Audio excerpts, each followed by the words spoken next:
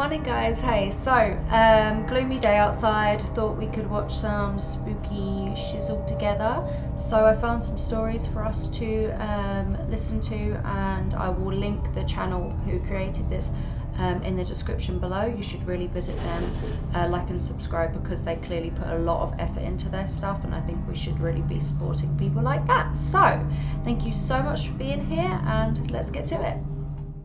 I had been suffering from severe anthropophobia for almost 10 years. I didn't even remember the last time I stepped out of my room. I just avoided people like I was avoiding shit. My mom used to say my gravestone would read, "Does anybody know me?" So one day, I finally made up my mind to receive hypnotherapy. Searching on the internet, I found a hypnotherapist and visited his house. I didn't know then it was the door to hell. The hypnotherapist welcomed me with a big grin, which looked like he was stretching his mouth side to side rather than smiling. The pupils of his eyes were as dark as the inky blackness itself, and it felt like his eyes were about to suck my soul like a black hole. There were a lot of pictures hung on the wall along the entryway. In the pictures, he was hypnotizing. However, the expressions of those being under hypnosis looked weird. Their mouths were ridiculously wide open, and their eyes were rolled back. I couldn't figure out whether they were laughing or screaming. Above the pictures it was written, "Once you walk into John's paradise, you can't walk away." John was the name of this hypnotherapist. I was a bit leery of walking into the office and thinking about going back. At that moment, I heard the voice, "Come and lie down on the sofa." That voice made me unconsciously go to the sofa and lie down on it. "Close your eyes. You are going to lose all your strength." As soon as I heard his voice, all my strength faded away in a moment. I just laid there thinking, is this really hypnosis? And I began to get scared. "You see an emerald green sea and hear the sound of seagulls. You feel the warm sunshine with a pleasant breeze touching your cheeks. There are beautiful women enjoying a beach party around you and all kinds of delicacies. How do you feel?" Immediately with his words, the picturesque scenery of a beach appeared right in front of my eyes. And it felt like I was really there. I couldn't help but smile and exclaim in spite of myself, "This is paradise!" This time he said, "However, the gravity of this beach is 50 times greater than that of the Earth. Now your body is going to be drawn deep into the ground by the massive gravity." Then, it felt like my whole body was being trampled by a giant rock. "Somebody help me!" I struggled to get out, but my body didn't move at all. "Let me out, you bastard son of Satan!" I cursed him frantically in terror. A little later, it became like even my mouth and tongue were completely restrained by the gravity. I could barely utter a groan. Then, he whispered in my ear, "Want me to make it heavier, or will you just shut up?" I got quiet quick. "From now on, you just do as you're ordered. You understand? Welcome to John's paradise." I felt my tears rolling down my cheeks. From that day, I enjoyed pleasure all day long in his fake paradise.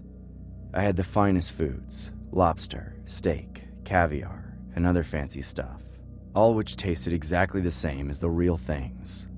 And I enjoyed a party with beautiful girls. I felt really good, even happy. At night, I fell asleep and dreamt of flying through the sky all day. But soon, I heard his voice saying, "Open your eyes." My eyes suddenly opened wide. It was morning. I saw him grinning right in front of my face. His face made me mad and I was about to throw a punch. But at that moment, he said, 50 times gravity. And on that word, my body was pulled back and got thrown to the bed. I couldn't even move a finger. I was extremely furious and wanted to cuss him out, but the words were just running through my mind. I couldn't move my lips. I just kept shedding tears. Lightly shaking his head, he said, "You still try to resist. You have to clear your mind. Now, no thought is allowed to exist in your brain." As soon as he said that, every single thought in my mind was just gone. I couldn't think or feel anything. I just became calm, peaceful. From that point on, I became his prisoner and slave. After a few days, a man came in. He was big and burly. He came to receive therapy for his depression. I had no idea how much time had passed. John called me in, and I saw the guy stiffly lying on the sofa with his eyes frantically rolling. John then ordered me to bring an axe. I was scared, but my body picked up the axe regardless of my will, automatically reacting to his voice. "Look at the guy's flesh. It would make the most tender and flavorful steak. Go and bite it off. You will taste the best meat ever." Suddenly, the guy lying down began to look like a chunk of meat, and I became filled with a strong desire to taste it. I could almost feel the taste of juicy steak, and my mouth began to water. The lying guy struggled to come out of hypnosis. His eyes were bloodshot as if they were almost going to burst. The blood vessels of his whole body swelled, and his body was trembling violently. As he couldn't speak, he groaned like an animal. And John, this time, told the guy pointing at me, "He's sneering at you. You know why you're suffering from depression? Because of him. Punish him, and your depression will be cured." Then, the guy stood up and immediately rushed at me. He threw a punch at me, and his fist broke my facial bone and teeth. If I was who I used to be, I would have ran away or given in to him right away, not fighting against him. But in that moment, he seemed like a delicious chunk of meat, and that's it. I swung the axe and we violently fought like wild animals in the savannah. Luckily, my axe was plunged into his neck, and he collapsed with blood splurting out of it. Enraptured as if I slaughtered a cow, I was about to take a bite of his flesh. At that moment, John's jubilant shout hit my eardrums. "Whoa!" It sounded like a primitive tribe shouting for joy after their great success in hunting. He danced around in excitement, and soon shivered. He shouted out loud, "Life and death are under my control!" On his shout, I suddenly came back to my senses, and I realized what I had done. Then, I wet myself standing there. Frowning at me, he shouted, "Hey, Mr. Champion, do not excrete without my permission." He sent me to the toilet. When I came back, the dead body disappeared. Since then, I had been sick in bed for a week and barely came back from the dead. After some time, while I was lying on the bed, the police rushed in. John was already involved in a number of murder and missing persons cases.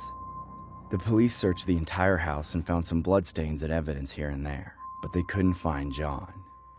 Although they kept asking me who messed up my face like that, I stayed lying in bed in silence, just staring at the ceiling. At that moment, a voice came from somewhere. "Welcome to John's paradise. Close your eyes. You are standing on a beach, enjoying the warm and nice sunshine." When two of the police were about to close their eyes, the remaining one shouted, "Open your eyes! Don't be fooled!" John's voice was still coming out of a speaker mounted on the wall. "You are losing all your strength. Listen carefully to the sound of waves and seagulls on the beach. It's perfectly peaceful." The speaker was sending the sound of waves as well together with his voice. Finally, with their eyes half closed and legs turning to jelly, they began to stagger wobbly from side to side. "Open your fucking eyes! This is not a beach! Son of a bitch!" They kept swearing. John's voice from the speaker continued. "This is the paradise. Clear your mind for just this moment. Lie on the beach and get some sweet rest." His slow and gentle voice made them lie on the floor one by one. A few minutes later, all of them lay around on the floor, with smiles on their faces. Their faces and postures looked absolutely relaxed. At that moment, I heard the sound of trampling feet. Stepping towards them, John said, "Now all of you are under deep hypnosis. What you have to do is only to obey my orders. All right? Open your eyes. You have water guns in your hands. Now, it's time to have some fun with your friends." Then, they picked up their handguns with naive smiles. John said, "On the count of 3, you will shoot each other with your water guns. It will be so much fun. 3, 2, 1. BAM!" With his shout, they shot their guns at each other and their blood splattered everywhere, and they all collapsed. I trembled with fear and began to lose my breath. John told me with a generous smile, "Do not be scared, child. I'm just saving people from this filthy world." Then, he left that house, bringing me along with him. For several months since then, We wandered around various places and continued to lure and hypnotize people. And I had another 5 fights. In my second fight, I lost some of my toes. And in the fourth fight, my ears were torn. In the fifth fight, my enemy poked out my left eyeball and ate it up. In every fight, I was nearly on the verge of death. But fortunately, I survived anyway. But my body was totally ravaged by continued fights, and I became unfightable. So, John sent me to jail in place of him. I told the police that I was under hypnosis, but of course they didn't believe me. And John is still at large. But I am happy now in prison. Although I am behind bars, I finally got out of his control and regained my freedom. Now I can control my body as I want. When I open my eyes every morning, I shout loudly, shedding tears of joy. I'm alive! I'm alive! I know he's still out there continuing to do his awful deeds. But I don't know anyone who can stop him. If there's anybody who's going to try to catch him, I will warn you. As soon as you face him, your soul will be possessed by him, and you will never get it back.